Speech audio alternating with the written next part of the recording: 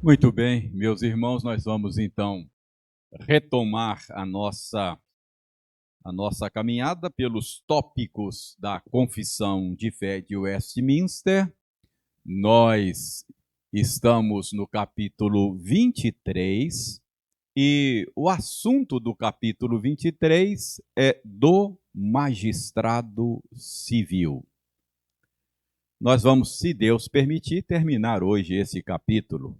Quem sabe até começar um capítulo novo. São 4 parágrafos esse capítulo, e na última quinta-feira nós estudamos o parágrafo 3 sob a direção aqui do reverendo Lucas, não é?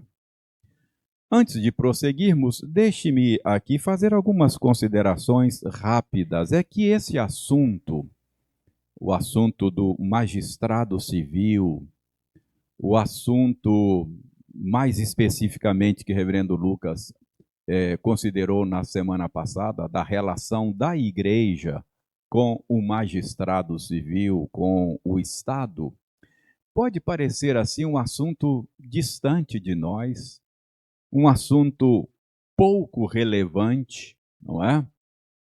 Para que estudar isso, reverendo? O que isso tem a ver com a minha vida? Não, isso é tão distante de nós, mas só parece, irmãos, só parece ser um assunto de pouca relevância, de pouca importância, só parece ser um assunto distante de nós, mas não é um assunto distante de nós. Na semana passada, por exemplo, enquanto nós considerávamos qual deve ser a relação entre a igreja e o Estado, nós vimos que essa questão esteve na pauta do dia recentemente na pandemia, não é?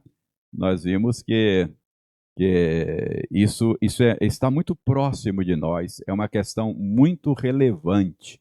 Entender como deve ser a relação entre a igreja e o Estado.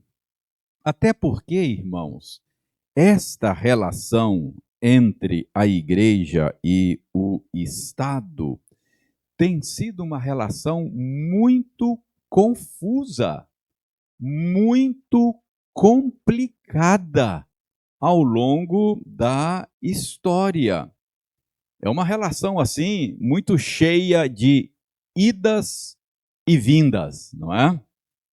Ah, e nem sempre foi uma relação bem compreendida pela igreja, pelo povo de Deus e mesmo por aqueles que não são povo de Deus.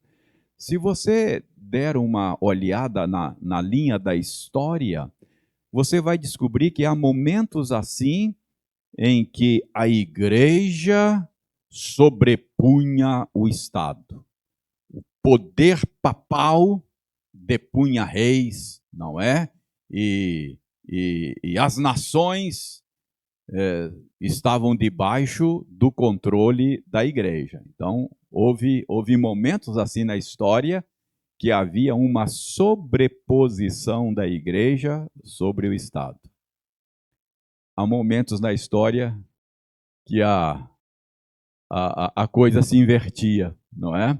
Por exemplo, na Inglaterra, quando a igreja da Inglaterra rompeu com o papado, com Roma, a Inglaterra criou a sua própria igreja. Então agora não é mais a igreja sobrepondo o Estado, mas é o Estado sobrepondo a igreja, não é?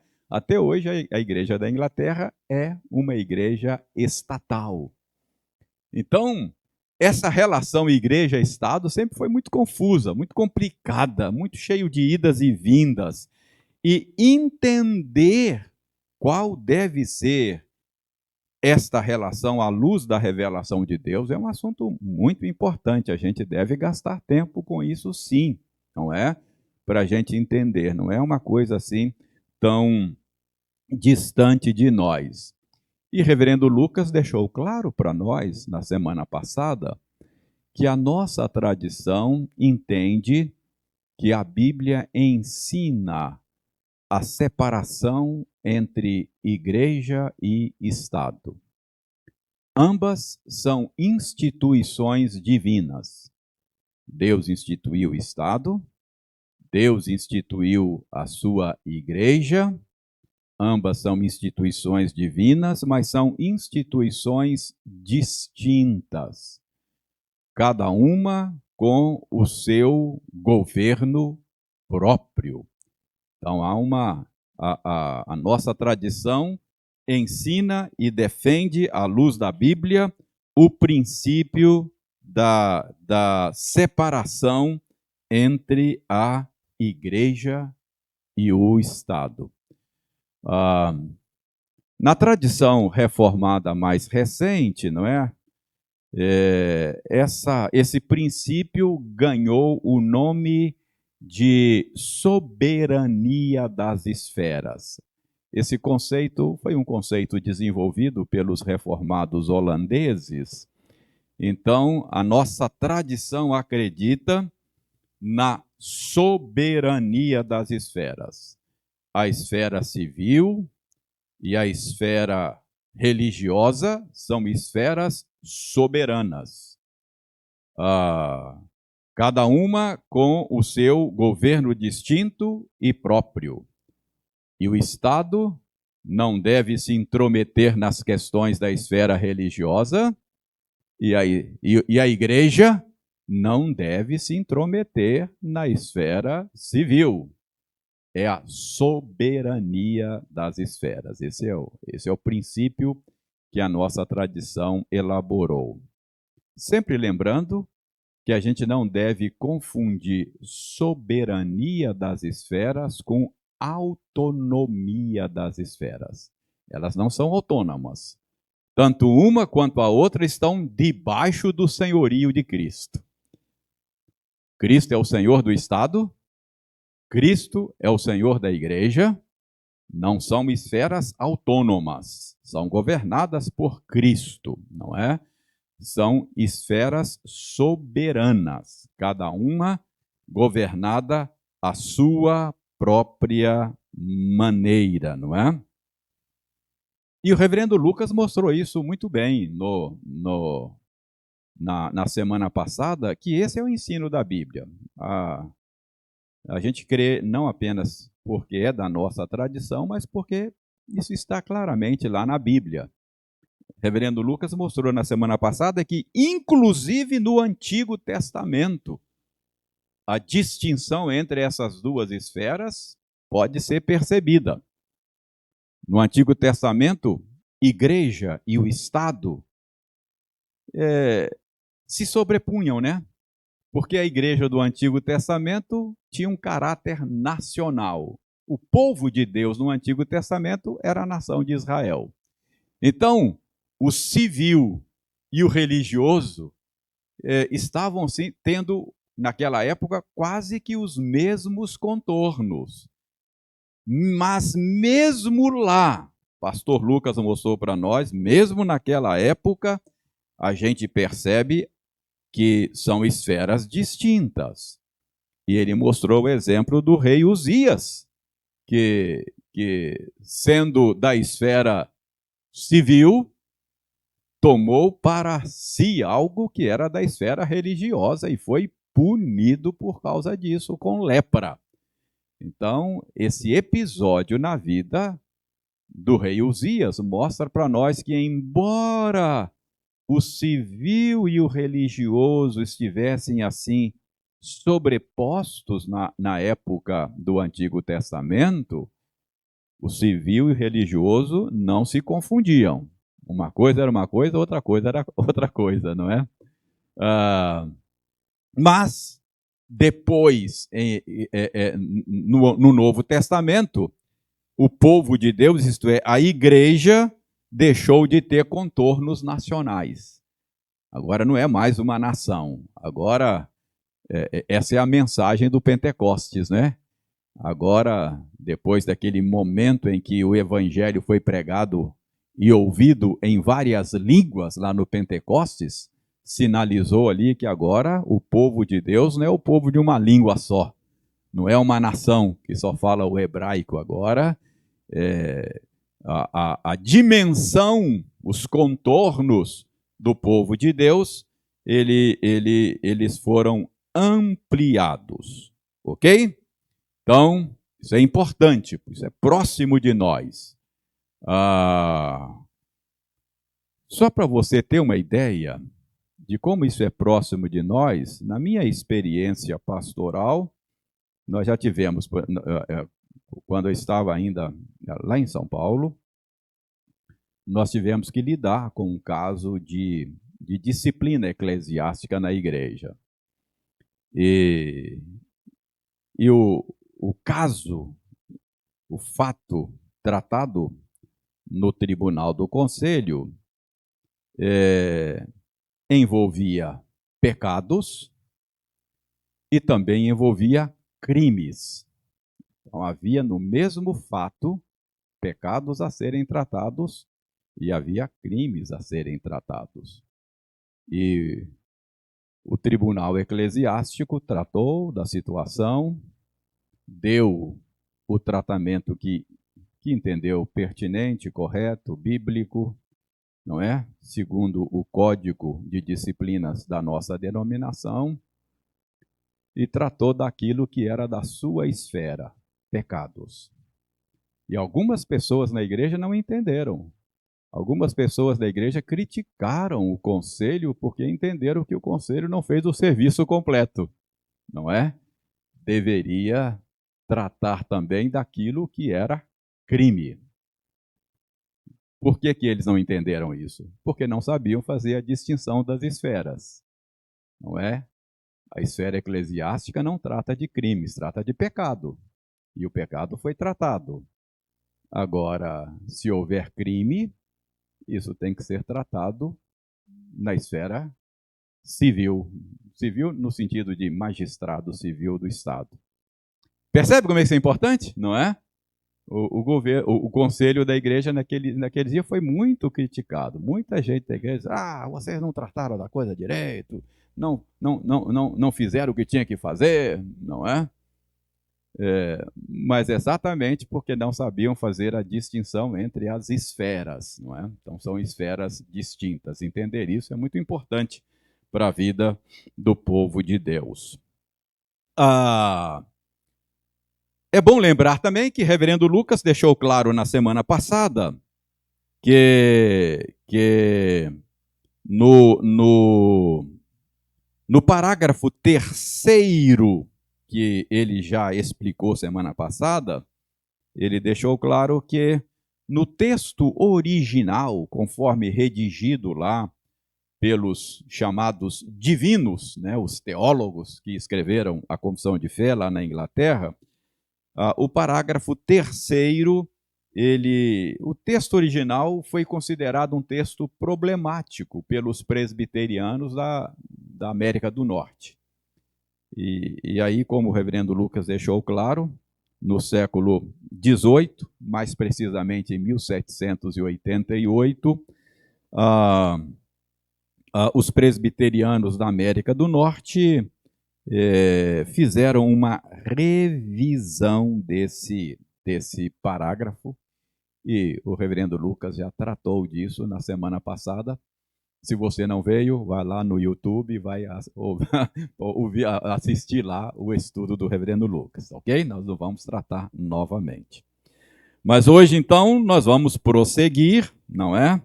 Depois de ter essa palavra introdutória, eu só queria mostrar para vocês que isso é relevante, é importante, e a gente precisa estudar isso, não é?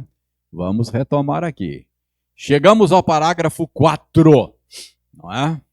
Parágrafo 4 diz o seguinte: é dever do povo orar pelos magistrados, honrar as suas pessoas, pagar-lhes tributos e outros impostos, obedecer às suas ordens legais e sujeitar-se à sua autoridade. E tudo isso por amor da consciência.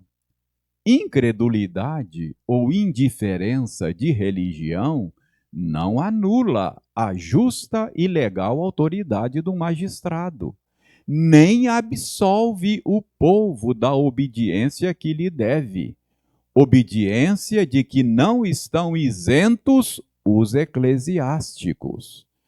O Papa não tem nenhum poder ou jurisdição sobre os magistrados dentro dos domínios deles ou sobre qualquer um do seu povo, e muito menos tem o poder de privá-los dos seus domínios ou vidas por julgá-los hereges ou sob qualquer outro pretexto.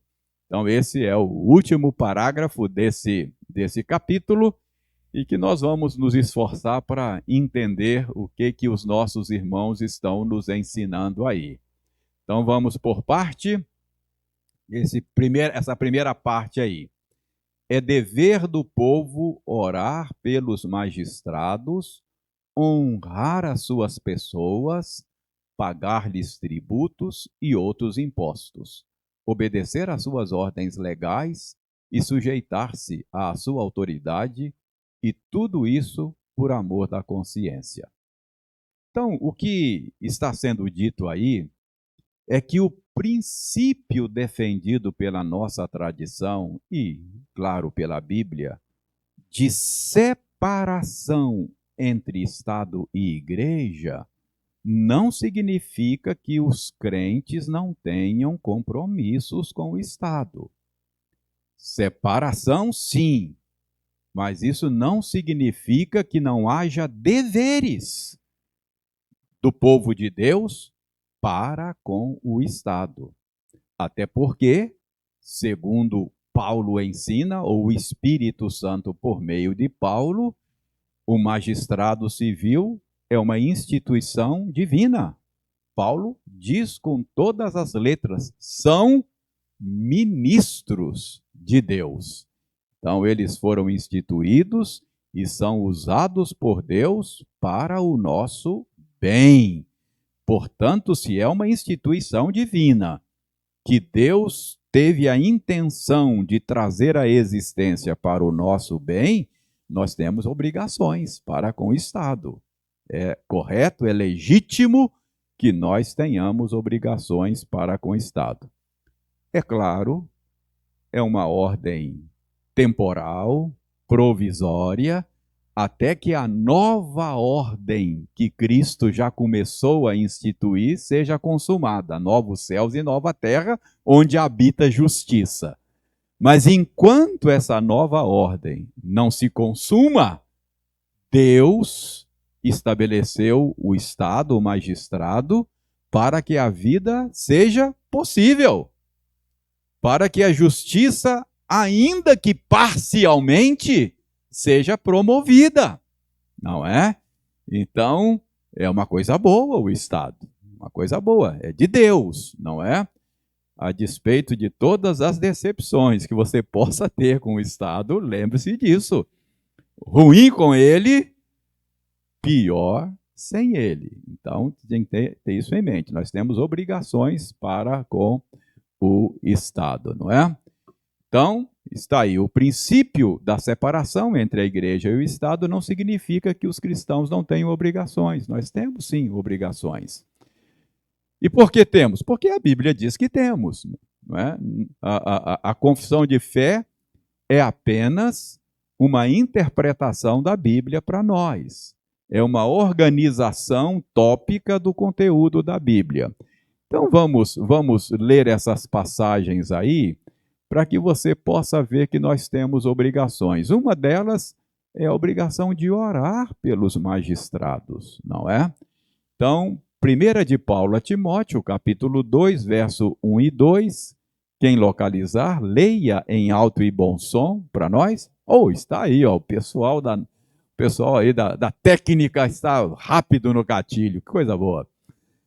Antes de tudo, pois, exorto, então está o Espírito Santo nos exortando por meio de Paulo, que se use a prática de súplicas, orações, intercessões, ações de graças em favor de todos os homens, em favor dos reis e de todos os que se acham investidos de autoridade. Então, o Espírito Santo manda a igreja orar pelas autoridades. Não podemos ter dúvida quanto a esse assunto. E a razão é a seguinte: para que vivamos vida tranquila e mansa com toda piedade e respeito. Quando aqueles que se acham investidos de autoridade cumprem bem o seu papel, é bom para nós, não é verdade? Para que vivamos vida tranquila e mansa com toda piedade. Então devemos orar para que Deus dê sabedoria, não é? Para que Deus coloque sobre nós governantes que tenham um senso de justiça, que desejem promover o bem comum, reprimir o crime, não é? E a maldade. Então, isso deve ser motivo das nossas orações. Paulo deixa muito claro esse ponto também dos nossos deveres para com o Estado, texto que nós vimos já aqui ao longo dessa caminhada, mas podemos olhar novamente, que é Romanos 13, a partir do verso 1 até o verso 7, isso deixa muito claro a origem divina da ordem estatal. Veja bem, todo homem esteja sujeito às autoridades superiores. Por que razão? Porque não há autoridade que não proceda de Deus. O que está sendo dito aí? Que nós vivemos num mundo hierarquizado. O princípio de autoridade é um princípio que Deus instituiu no mundo que criou. Nós não vivemos num mundo caótico. Nós vivemos num mundo que Deus organizou. Então, o autoritarismo é uma coisa ruim. O abuso da autoridade é uma distorção da coisa boa que Deus criou. Mas também a rebeldia, o anarquismo, é uma outra maneira de perverter a coisa boa que Deus criou. Autoritarismo é coisa ruim, não é? Mas o princípio de autoridade é uma coisa boa, em todas as esferas. A gente precisa. Deus não é um Deus de confusão, não é? Então, a igreja tem uma hierarquia, não é? Tem aqueles que exercem autoridade, tem aqueles que se submetem à autoridade. Na família é assim, Deus instituiu a coisa dessa maneira. Então, a autoridade é uma coisa boa. Deus não é um Deus do caos. Então, está dizendo aí, ó, toda autoridade procede dele. Todos que exercem autoridade, seja o magistrado civil, seja na igreja, seja na família, exerce por delegação de Deus. Por isso é que a gente não pode abusar da autoridade, porque ela não nos pertence. Eu exerço autoridade porque eu sou marido, eu exerço autoridade porque eu sou pai, eu exerço autoridade porque eu sou professor de uma escola, eu exerço autoridade porque eu sou pastor de uma igreja.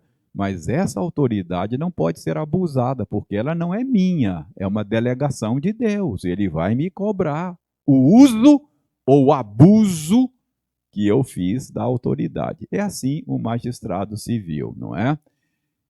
E as autoridades que existem foram por ele instituídas. De modo que, não é? Veja bem, se esse negócio do princípio de autoridade foi Deus que inventou, se esse modo de organizar o mundo vem de Deus, quem se rebela contra a autoridade está se rebelando, está resistindo um jeito que Deus ordenou o mundo. É a ordenação de Deus. Se Deus ordenou assim, é bom que a coisa seja assim. Então, o cristianismo não é anárquico, não é? Não é contra a autoridade, a gente é contra o abuso dela. Mas resistir à ordenação de Deus não é bom. Não queira achar que você é mais sábio do que Deus. Ninguém resiste à ordenação de Deus impunemente, não é? E os que resistem sobre si mesmo, trarão sobre si mesmo condenação. Você não pode ignorar o jeito que Deus ordenou o mundo. Pense na ordenação física do mundo. Deus instituiu o mundo e ele estabeleceu leis físicas. Uma dessas leis é a lei da gravidade, não é? Tem uma força que puxa tudo para o centro da Terra. Para você viver bem nesse mundo, você não pode ignorar essa ordenação física do mundo. Se você ignorar a lei da gravidade, vai dar ruim para você. Entendeu qual é o ponto? Então, Deus é um Deus sábio e o mundo não é caótico. E o princípio de autoridade é um princípio que vem de Deus e você deve respeitar isso. Agora, no caso dos magistrados, diz aí o Espírito Santo, eles não são para temor, porque quando Deus instituiu isso, ele fez para o bem. Então, quando se faz o mal, a gente pode colher as consequências danosas. Então, queres tu não temer a autoridade, faze o bem e terás louvor dela. Então, esse é o papel do magistrado, reprimir o mal e promover o bem, não é? Visto que a autoridade, olha só, a autoridade é ministro de Deus. E você que pensou que ministro de Deus era só o pastor, não é? É ministro de Deus. Olha só, a autoridade é ministro de Deus visando o nosso bem.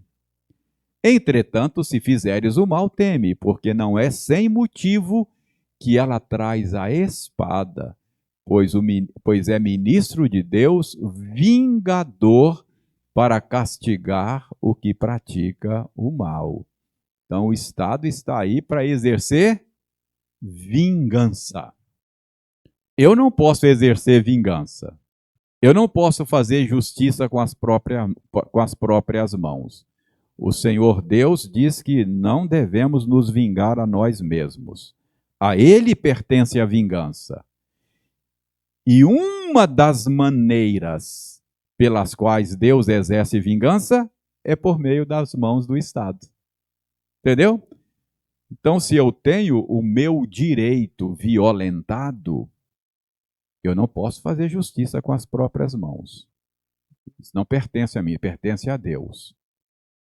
Como é que Deus faz? Uma das maneiras é por meio do Estado. Aí você pode e deve pedir ao Estado para corrigir a injustiça praticada contra você. Entendeu?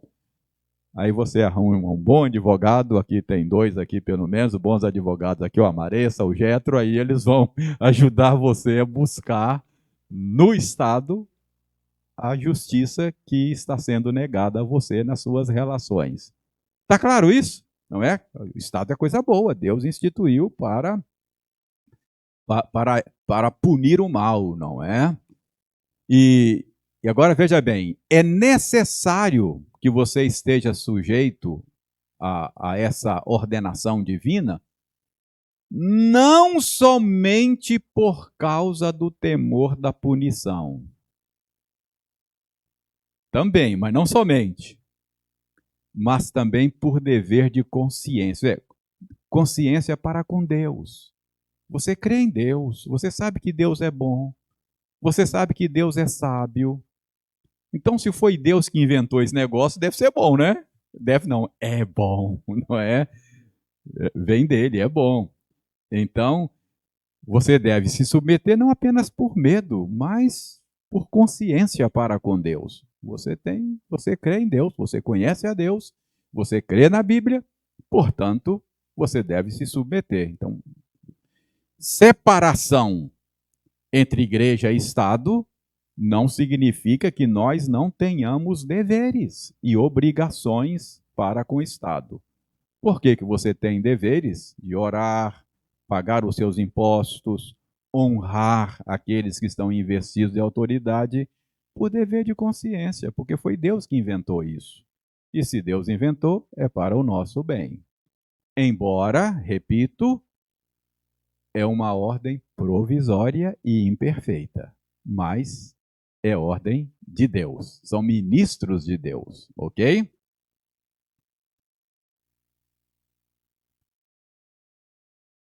Ok. Muito bem. Então, ah, ah, vamos ver ainda aí, 1 de Pedro 2, 13 a 17. Então, são passagens que ensinam quais são as nossas obrigações para com o Estado. Sujeitar-se ao Estado. Está aí o Espírito Santo dizendo: sujeitai-vos a toda instituição humana por causa do Senhor. Quer seja o rei como soberano, quer as autoridades como enviadas por ele. Tanto para o castigo dos malfeitores, está aí o propósito, o mesmo propósito que Paulo fala lá, Pedro fala aí, como para louvor dos que praticam o mal. Para que Deus instituiu essa ordem? Punir o mal e promover o bem. Porque assim é a vontade de Deus, que pela prática do bem façais emudecer a ignorância dos insensatos. Aí você se lembra, nós estamos pregando em 1 de Pedro, não é? E você sabe que o contexto de Pedro é que os crentes estavam sofrendo algumas acusações injustas. E uma das acusações é que eles não eram bons cidadãos. Por quê? Porque eles diziam que o Senhor é Cristo e não César. Então, uma das acusações dizia: esse pessoal não é bom para a ordem civil. Os crentes são pessoas que colocam em risco a ordem pública, não é? Lá não era isso, mas hoje fala muito isso, né? É, é, é, a, o, ai, ai, ai. O Estado de Direito, como é que fala aí? Ajuda aí. O Estado Democrático de Direito.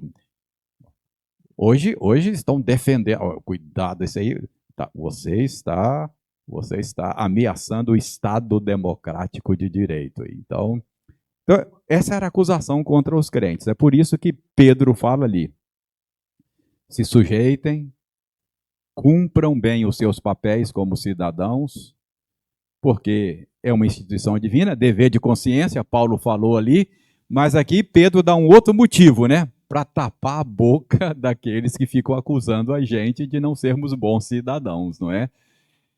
Como livres que sois, não usando, todavia, a liberdade por pretexto da malícia, mas vivendo como servos de Deus. Ok? Então, tratai todos com honra, amai os irmãos, temei a Deus, honrai o rei. Então vejam bem, o que essa primeira parte do parágrafo 4 nos ensina? Que a separação, que o princípio de separação entre igreja e Estado não significa que nós não tenhamos obrigações e deveres para com o Estado.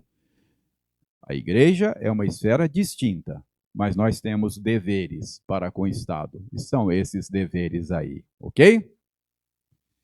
Agora vejam bem: incredulidade ou indiferença de religião não anula a justa e legal autoridade do magistrado, nem absolve o povo da obediência que lhe deve, obediência de que não estão isentos, inclusive os eclesiásticos. Incredulidade ou indiferença de religião. Reverendo, mas o rei, o governador, o presidente, é um idólatra, ele não ama a Deus, é um incrédulo, ou ele é indiferente. Como é que a gente vai honrar gente assim? Como é que a gente vai obedecer gente assim? O entendimento da nossa tradição, que é a incredulidade do magistrado, a sua indiferença quanto à lei do Senhor, não anula o direito que ele tem de receber honra, obediência da nossa parte. Gente, imagina, Pedro escreveu, nós vimos ainda há pouco, honrar o rei, submeter-se às autoridades. Lembrem, Pedro estava debaixo do Império Romano. Pedro foi preso injustamente pelo imperador algumas vezes. Aliás, diz a tradição da igreja que ele foi crucificado de cabeça para baixo, foi executado pelo Estado. A despeito. Pedro devia ter que fazer uma força danada para escrever isso, né? Eu imagino, né, gente? Honre o rei, não é? Então, a nossa tradição, à luz disso, entende que mesmo quando autoridades são incrédulas, isso não anula a justa e legal autoridade deles, não é? E nem nos isenta de obedecer. Inclusive os eclesiásticos, não é? Inclusive os eclesiásticos. Eu tô rindo aqui que eu me lembrei, há muitos anos eu tinha que fazer um passaporte, eu ia fazer uma viagem internacional e morava em Valadares na época, uns 40 anos já, né? E para fazer o passaporte eu precisava comprovar que eu estava em dia com o serviço militar, né? Eu eu me alistei na roça, né? Lá em Conselheiro Pena, uma área de dispensa, eu não servi, nem tiro de guerra eu não servi, né? Então era dispensado. Mas só que perdi aquele documento e eu já era pastor, né? Perdi aquele documento e tal. E, bom, fui lá na Polícia Federal tirar, mas sem aquele documento, né? Aí o cara me cobrou lá, porque eu tinha que provar que eu estava em dia com o serviço militar, tinha perdido aquilo lá. Como eu não achava aquele documento, ah, eu não sei porquê, eu ouvi dizer, ouvi dizer em algum lugar é, que religiosos eram isentos do serviço militar. Não sei de onde eu tirei isso. E eu quis usar essa carteirada lá, né? Eu disse, cara, eu sou pastor, falei com o policial lá. Eu falei, aí que você tinha que servir mesmo e comprovar. Ele disse, então mais um motivo para você ter que comprovar. Depois eu consegui achar lá o meu documento e consegui comprovar. Mas só que na minha cabeça, eu vou dizer, se religioso é isento, então não precisa comprovar, eu sou isento, né? Esse era o meu raciocínio, mas fiquei com um carão lá, passei uma vergonha lá na Polícia Federal. Falou assim, você é pastor agora é que você tem que comprovar mesmo. Então, eu lembrei, Tony, ó, nem mesmo os eclesiásticos estão isentos, né, dessa sujeição. É por isso que eu lembrei disso. Ok? Então, além do dever de orar, a igreja deve também obediência ao Estado. Obviamente, pastor Lucas já ensinou para nós que essa obediência não é ilimitada e irrestrita. Naquilo em que obedecer o Estado significa desobedecer a Deus, o cristão tem não só o direito, mas a obrigação de desobedecer o Estado. Antes importa obedecer a Deus e não aos homens, não é? Então, devemos obediência limitada e restrita pela vontade de Deus. Tá claro isso aí? Então, o que nós estamos aprendendo? Que o princípio de separação entre igreja e Estado não nos isenta das nossas obrigações para com o Estado. Okay?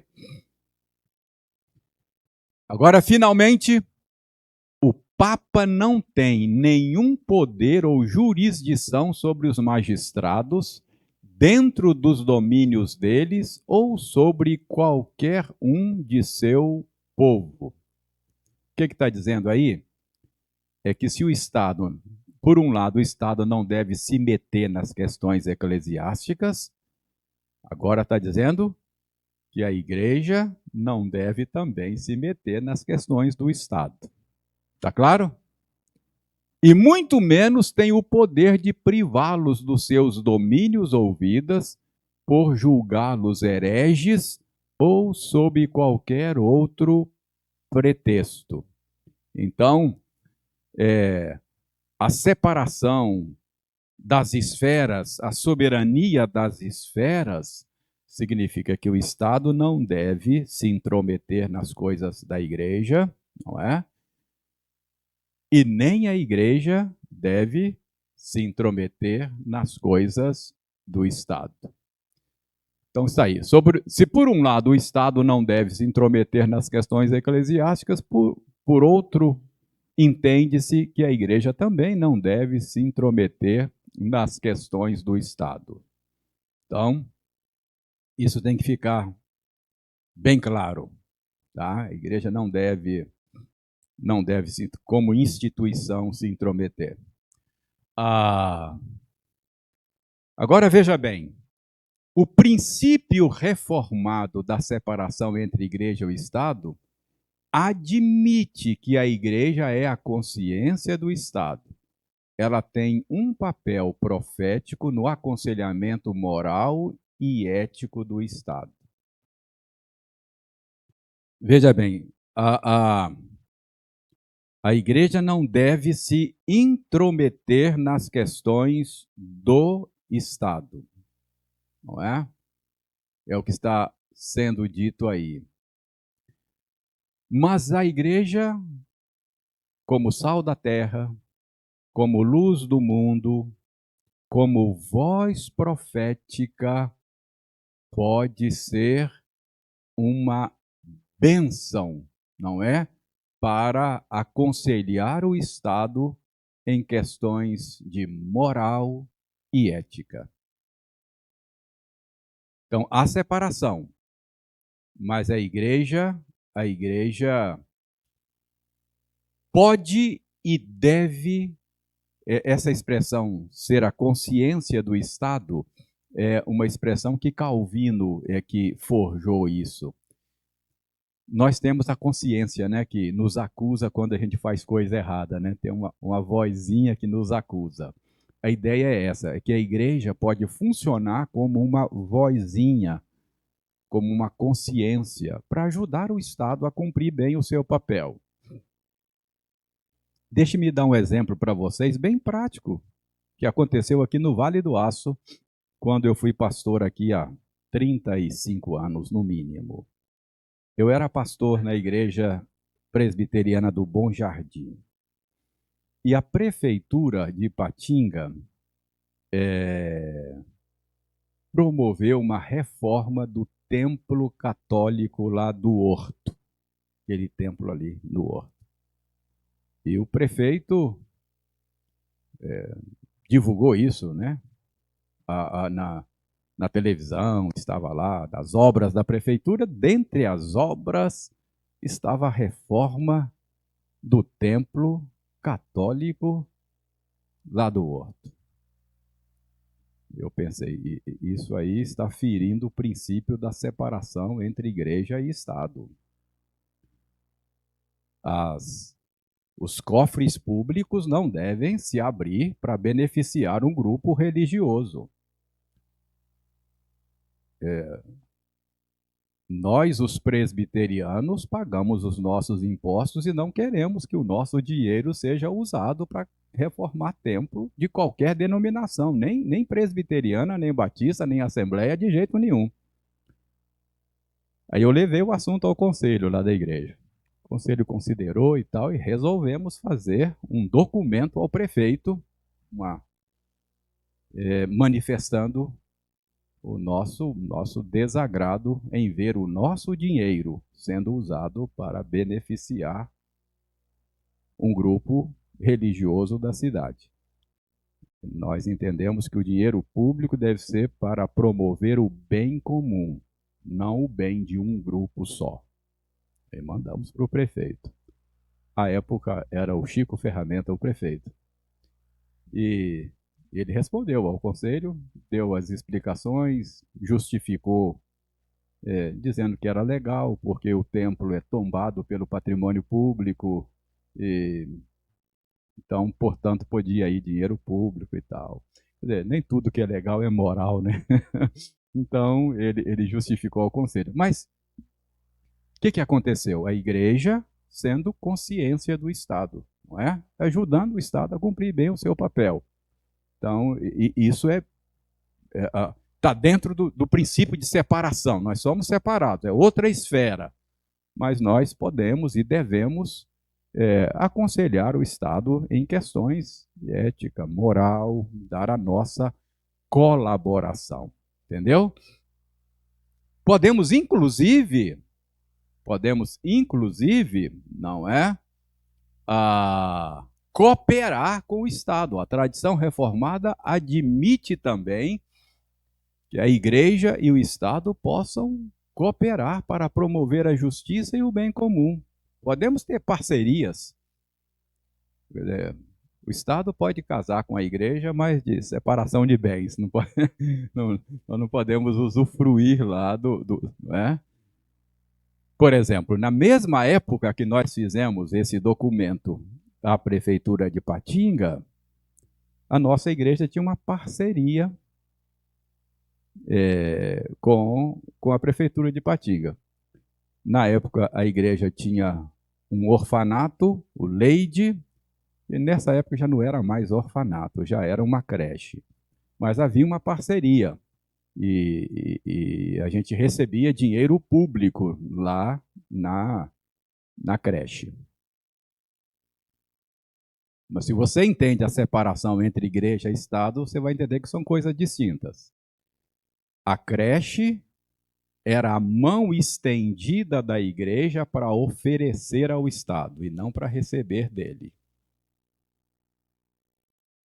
Não tinha crianças presbiterianas sendo beneficiadas lá, nenhuma delas. Eram todas famílias lá do Limoeiro e região que não eram da igreja, pessoas do bairro. Então, a igreja estava numa parceria com o Estado para atender um problema social e promover o bem comum. Nós não estávamos usando o dinheiro público para promover o bem dos presbiterianos. Estávamos usando o dinheiro público para promover o bem comum do município. Então, isso aí não tinha nenhum problema.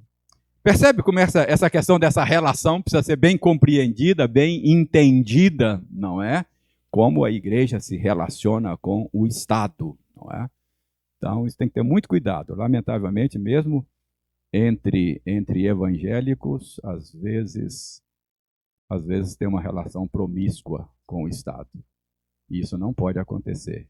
Não está correto e não é bíblico. Reformar esse templo aqui, dinheiro público não. Aqui é dinheiro nosso que vai reformar, que vai construir. Dinheiro público só vamos usar para promover o bem comum. Tá claro? Então, essa é a nossa tradição reformada, para entender bem essa relação entre a igreja e o Estado. Percebe como não é uma coisa tão distante da gente assim? Não é uma coisa que está aí. Muito bem. Então, acabou o capítulo 23. Então, agora vamos mudar de assunto, tá? Agora não é mais o magistrado. Próximo assunto, casamento e divórcio. Agora vamos tratar de outro assunto. Mas isso é a próxima quinta-feira, que não dá tempo mais hoje, tá bom? Alguma pergunta sobre esse tópico magistrado civil? Pois não.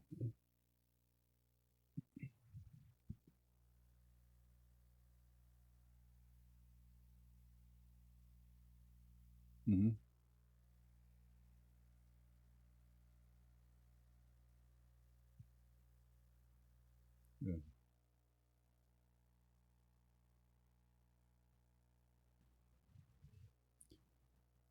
A gente precisa entender esse texto no contexto dele, não é?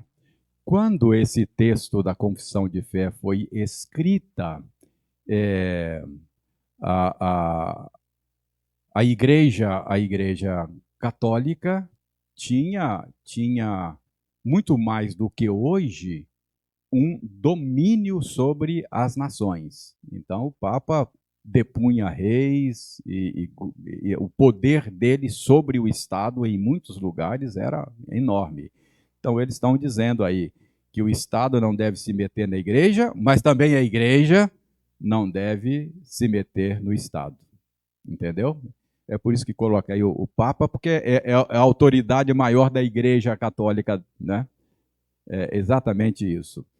Mas o Papa aí é um líder religioso, né? Assim como o